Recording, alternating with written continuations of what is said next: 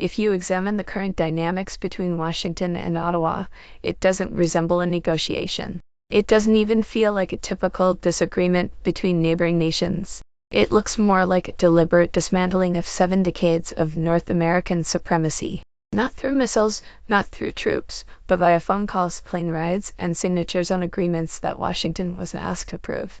For decades, the U.S. and Canada operated the most intertwined economy in modern history. Two countries functioning as one engine, seamless, efficient, nearly invisible. But this week, Canada picked up a pen and began rewriting that system. And the White House only realized it after the ink had dried. Donald Trump dismissed Canada's military efforts as participation trophies. He questioned the significance of 457 Canadian lives lost in Allied operations. He treated America's closest partner like a competitor and assumed Ottawa would submit. Mark Carney's answer wasn't a press release. It wasn't a viral tweet. It was strategy. While Trump ranted at rallies, Carney was on secure calls with Brussels, Munich, and Tokyo. What Canada finalized and activated over the past 72 hours is poised to redefine the Western world's framework for years. The repercussions are already rippling through defense markets, energy deals, and diplomatic networks. Yet most media outlets are fixated on the insults rather than the structural shift. In the next few minutes, I'll break down exactly what occurred, why Washington never anticipated it, and why the global landscape today is fundamentally altered compared to last week. First, consider this. If your most trusted business partner constantly undermines your credibility, threatens to void contracts, and dismiss your contributions, how long before you begin quietly forming ties with their competitors?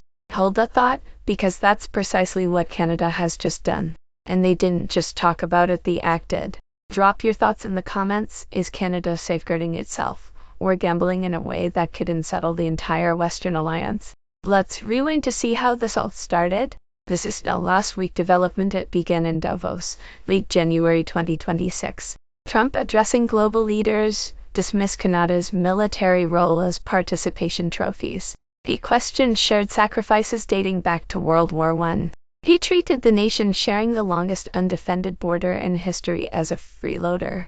This insult wasn't mere political theater, it was a misstep. Because across from him wasn't a conventional politician ready to call a press briefing demanding an apology. Carney, a former central banker who steered the Bank of England through the 2008 financial crisis, doesn't operate on outrage. He operates on positioning. From the moment Trump spoke, Carney activated contingencies violently assembled since taking office. Here's what actually unfolded in the last 72 hours. 3 moves, 3 major impacts, each striking Washington differently. First, the Eurogroup. On February 16th, Canada's finance minister, François-Philippe Champagne, attended a Eurogroup working dinner in Brussels. Pause there. The Eurogroup is the gathering of Eurozone finance ministers, the inner circle of Europe's economic policy. Canada is neither in the Eurozone nor the EU. No non-European minister has ever been seated as a strategic partner until now. The Eurogroup president, Greece's Kyriakos Papadopoulos, personally extended the invitation. Ostensibly, the meeting was about economic security and global financial stability. But in diplomatic language, economic security right now translates to, how do we reduce reliance on an untrustworthy partner? Europe observed Washington and saw turmoil. They observed Ottawa and saw a G7 democracy, the rule of law, free trade, and a finance minister fluent in their language. Within 90 minutes of the Eurogroup session opening, markets shifted. The message was clear. Washington was in the room, and that absence spoke volumes. Second, the SAFE program. On February 15th, at the Munich Security Conference, Canada's Defense Minister, David McGuinty, signed on to the U.S. €150 billion Security Action for Europe initiative. This is the U.S. flagship defense modernization project, designed specifically to reduce dependence on American military supply chains. Canada became the first non-European nation ever to join. Canadian defense firms can now collaborate with European peers on projects and access preferential financing worth hundreds of millions of euros. Think about this: Canada, America's closest military ally, sharing an ORED and intelligence, just joined a program explicitly designed to reduce reliance on the United States. This agreement, built on the Security and Defense Pact Carney signed with the U.S. Junia Foundation, quietly laid while Washington focused on participation trophies. Carney was building the bypass while Trump was building grievance. That's the difference between strategy and reaction. Third, Munich. Canada signed a military-industrial memorandum with Denmark and a joint declaration with Germany on AI and technological sovereignty without American involvement. If you grasp the implications, you understand the tremor Washington is feeling. Whoever sets AI standards and digital trade regulations shapes the next industrial revolution. Canada and Germany just began defining those rules together. Carney had planned to personally oversee these signings and meet leaders from Greenland, Denmark, Ukraine, Germany, Spain, Finland, Norway, and the EU alongside U.S. senators. But a tragic mass shooting in British Columbia forced him to return home, canceling a historic diplomatic agenda. Yet the agreements proceeded, and the world noticed. Why now? Trump's strategy suffers a fundamental flaw. It depends entirely on isolation. Every target must feel alone. He told Canada, "You face the U.S. alone." He told Europe, "You face Russia alone." He told Australia, "You face China alone." The moment he overplays his hand, these supposed isolated targets look to each other, not him. Trump escalated tariffs on Canadian steel. Carney called Brussels. Trump questioned NATO. Europe started safe. Trump threatened Greenland. Denmark started coordinating with Ottawa. Each swing of the stick fragments instead of commanding obedience is inadvertently forging the coalition he fears most, democracies that factor in his anger and move forward regardless. One Canadian security expert described Carney's Davos speech as a rallying cry for middle powers to stop appeasing bullies and chart their own course. That call is being answered in real time. If this narrative connects dots you haven't seen elsewhere, you're ahead of 90% of observers. The most consequential developments are still to come: submarine decisions, fighter jet reviews, and critical mineral strategies that could shift resource power away from Washington. Subscribe now. This story is accelerating faster than mainstream outlets can track. Now, let's focus on the men orchestrating this. Carney's approach is remarkable. Most leaders respond to U.S. attacks with defensive posturing, patriotic speeches, or optics-driven toughness. Carney did none of that. He acted. He grasped the key truth. Modern power isn't about the largest aircraft carriers.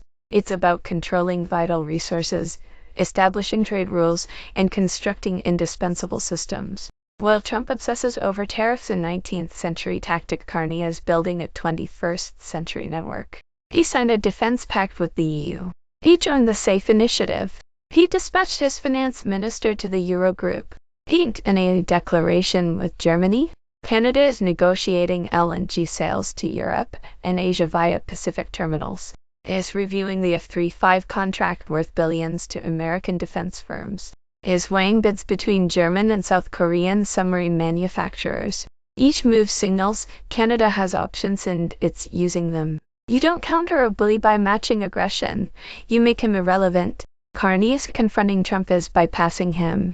Here's what should unsettle Washington. The Canada-EU Security and Defense Partnership signed in June 2025, which enabled this week's Munich agreements, is just paperwork.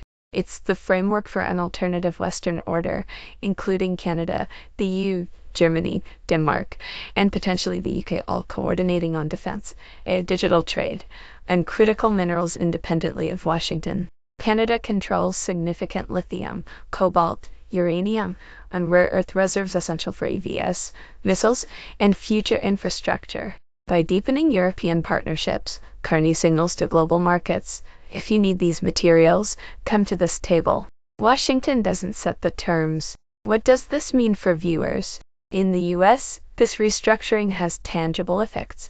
Defense contracts, once destined for American firms, are now open to European and Asian competitors. Billions in fighter jet and submarine deals. Canada is reviewing everything.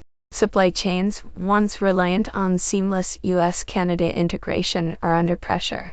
And the longer tensions persist, the more permanent alternative networks become.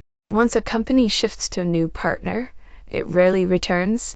Jobs, contracts, and economic activity follow those new routes. For those in defense, energy, and tech, these are structural market shifts, not abstract geopolitics. Here's the harsh reality Washington must face. Carney didn't want his first year as prime minister consumed with redesigning Canada's strategic ties. He wanted to govern, but Trump's hostility, tariffs, insults, and threats left no alternative. What makes Carney truly formidable is not emotional, is not driven by pride or rage. He acts because the math demands it. When a former central banker determines structural realignment is necessary, he builds it to endure. 3 scenarios now exist, none restoring the world of 3 weeks ago. First, corporate pushback. American defense and energy firms watching Canadian contracts awarded to European or Korean competitors will lobby Washington. Republican governors in border states observing supply chain shifts will speak up. Trump, feeling economic pain, may seek a face-saving summit. Carney offers pragmatic solutions, but European and Munich partnerships remain intact. Canada's diversification is permanent, the relationship resets, but it never returns. Second, the domino effect. Canada's Eurogroup and Munich moves inspire other middle powers. Australia, hosting Carney in March, strengthens coordination. The UK, observing Canada's safe and Eurogroup access, accelerates EU integration. Japan and South Korea, competing for Canadian submarine contracts, expand Pacific resource and technology ties. Carney's network becomes self-reinforcing. Each new connection strengthens the structure. Washington remains the largest economy but is no longer the pivot of the Western order. Third, escalation. Trump retaliates against SAFE, threatens intelligence sharing with the Five Eyes, and pressures NATO to choose sides. This scenario is rarely named aloud, but after Greenland threats, labeling Canada a security risk, and questioning NATO publicly, normalcy vanished long ago. The US-Canada relationship will never be the same. Even if Trump exits tomorrow, even if his successor calls Carney immediately, the lesson is clear. Canada cannot concentrate all strategic power in one basket. Canada has options and it's exercising them. Once alternative partnerships exist with legal and defense frameworks, they endure beyond political shifts. Carney didn't initiate this conflict. He didn't seek it. Yet he excels in it through aggression, but through patience, precision, and foresight Trump cannot comprehend. Trump looks at the next rally, Carney looks at the next decade. And the next decade is being shaped in Brussels, Munich, Ottawa, everywhere except Washington. The question remains, did Carney dismantle American dominance over the Western Alliance, or did Trump do it himself, leaving Carney to reconstruct a new order? Share your thoughts in the comments. I read everyone. Subscribe, because the next development submarine choices, F-35 review, LNG pivot to Asia are coming fast. The story is moving relentlessly. Don't look away. This content is commentary and analysis for informational purposes only. It does not constitute financial, legal, or geopolitical advice.